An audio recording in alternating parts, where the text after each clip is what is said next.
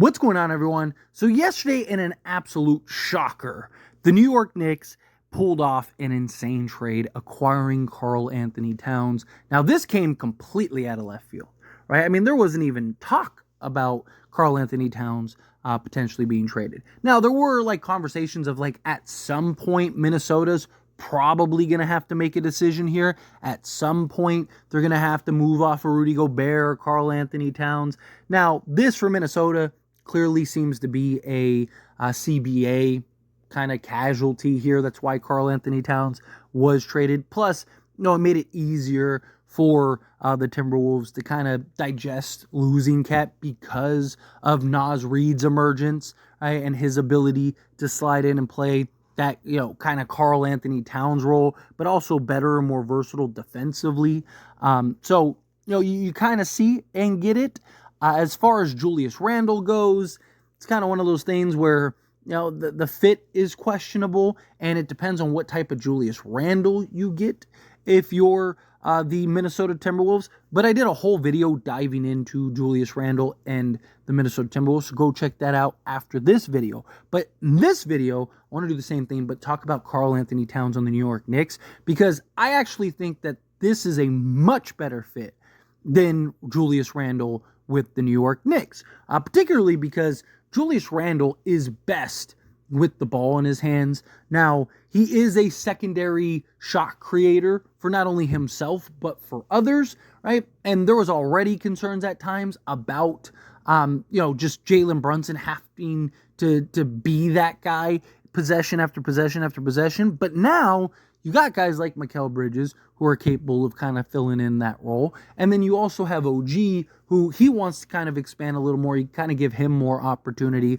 Obviously, losing Dante DiVincenzo and one of the Villanova guys, hurts a little bit. But, you're getting a guy in Karl Anthony Towns, which is huge, in my opinion, for the New York Knicks. This also basically puts them in that conversation with the Boston Celtics.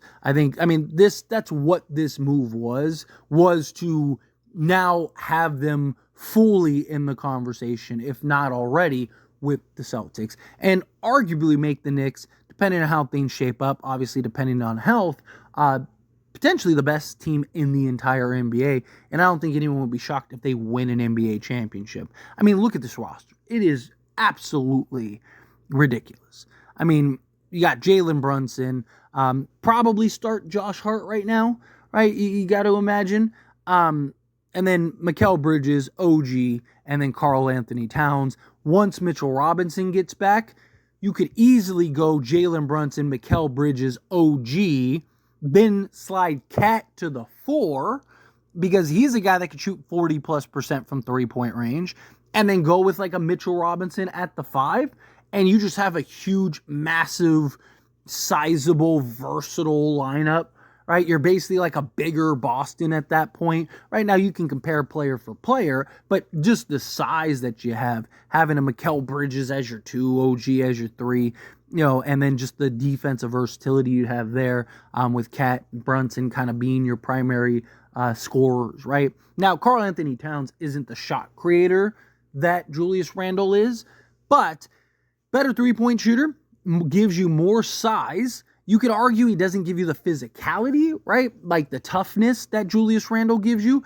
But you have, again, Mikal Bridges, you have Josh Hart, even Jalen Brunson and OG. You have more than enough on this roster. Having a guy in Karl Anthony Towns that is so versatile, a guy that go get you, 20 to 25 on any given night, still go get you 8 to 10 rebounds, still give you a handful of assists, give you more blocks, more steals, or same amount of steals, right? He's just more versatile and a far better fit, particularly because of how well he stretches the floor, right? You look at Karl Anthony Towns, last year on 5.3 attempts, shot 41.6% from three-point range. Compare that to Julius Randle last season. You're talking about on 5.3 attempts, 31.1%. Literally, Cat shot 10% better than Julius Randle did. And even just comparisons, Julius Randle has had one season. It was the 2020-2021 season, which he shot 41.1% from three-point range on 5.5 attempts.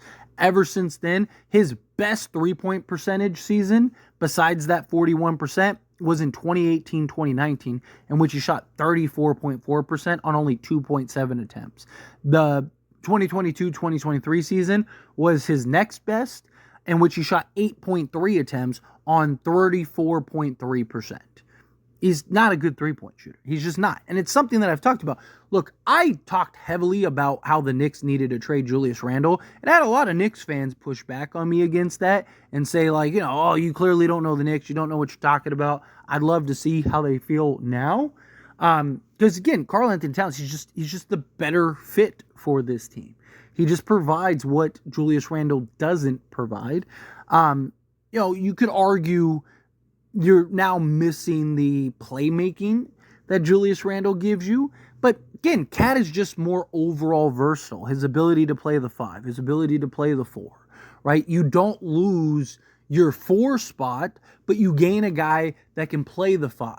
And even when Mitchell Robinson comes back, you don't have to rush him into the starting unit, right? You can take your time. And look, if the starting 5, let's say the starting 5 with Josh Hart is great, right? Like, then you just leave it and you have Mitchell Robinson as your backup center, right? Like, and then you still have Deuce. You still have a couple pieces that can make some sense. And look, Tibbs is not a guy that plays his bench 40 minutes a game, right? Tibbs is a guy that's going to ride his starters until the wheels fall off. But then you just look at Cat. And he has, for his career, he's 40% on three-point percentage. 39.8% on 4.3 attempts for his career. Again, Julius Randle has one season total in which he shot 40% or better. His next best was 34%. Karl Anthony Towns only has 134% shooting season from 3, and it was his rookie season in which he took 1.1 attempts. His second worst was when he shot 36.6% on 5.7 attempts. He's just the better three-point shooter. Gives you the same level of rebounding, right? He's still going to give you 8 to 10 rebounds per game. And for his career, he's 10.8. He's going to give you, a handful of assists, 3 to 5 assists per game. He's going to give you a steal and a block.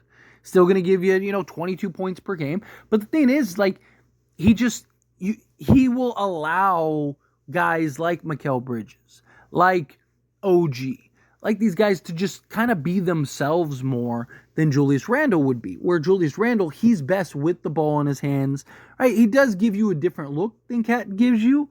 And you could argue that this puts Jalen Brunson in a position to where he has to handle more of the ball duties. But that's probably what the Knicks are going to be best at anyway, right? Like, how often do you want to take the ball out of Jalen Brunson's hands to put it in Julius Randle's? Probably not that much, right? You want to keep the ball in your best player's hands as much as possible. And again, Jalen Brunson is that guy. I think that this genuinely puts the Knicks in the conversation. I really do. I think that they're 1A, 1B with the Celtics. I think you still got to give the nod to the Celtics just because, again, they're proven.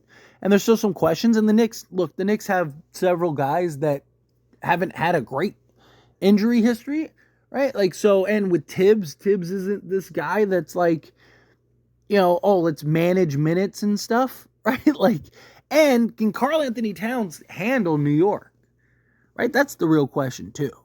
Karl Anthony Towns, if he's having a bad stretch or something in New York media and fans and stuff, because there are these expectations, does he start kind of getting in his own head? Right? Is he going to be able to hold up physically to what Tibbs demands? Right? Because Tibbs not known for easy practices and low minutes for everyone. No, he's going to be running these guys till the wheels fall off. Right? So that's kind of the issue. That's kind of where it begs the question. And look, I wouldn't be shocked if the Knicks end up flopping this season and get a bunch of injuries and stuff again. I could see the Knicks getting rid of Tibbs. Right? The Knicks are clearly all in. The Knicks clearly, it's championship or bust at this point. And unless if you lose to anybody but Boston, your season was a dud. It was. If you lose to anybody but Boston, then it's a disappointing season. Because at least if you lose to Boston, you can justify like, hey, Boston's the team to beat. They're the defending champs. That. You can kind of talk yourself into it. But you lose to anybody else, like that's your season's just disappointed in a wrap at that point, right? You got to start looking elsewhere because clearly it's not the roster has more than enough talent. This roster is like, no, I mean you made arguments unfairly good at this point, so we'll see. But anyway, as always, this is a discussion, and I pass a question on you. Let me know your thoughts and opinions down in the comments below. What do you think? How do you feel? What are your thoughts? Are you excited for this upcoming season for the Knicks? What do you think of the Karl Anthony Towns acquisition? Do you have any concerns about it? Do you think like, nah, this makes them so much better? Again, however you feel, whatever your thoughts are, I love to hear it. So let me know down in the comments below. That being said, if you haven't liked this video, hit that like button. Helps me out. Lets me enjoy these types of videos, and I truly appreciate it. Not subscribe channel, hit that subscribe button. Turn on the bell notifications. Appreciate y'all. See you in the next one. Thank you.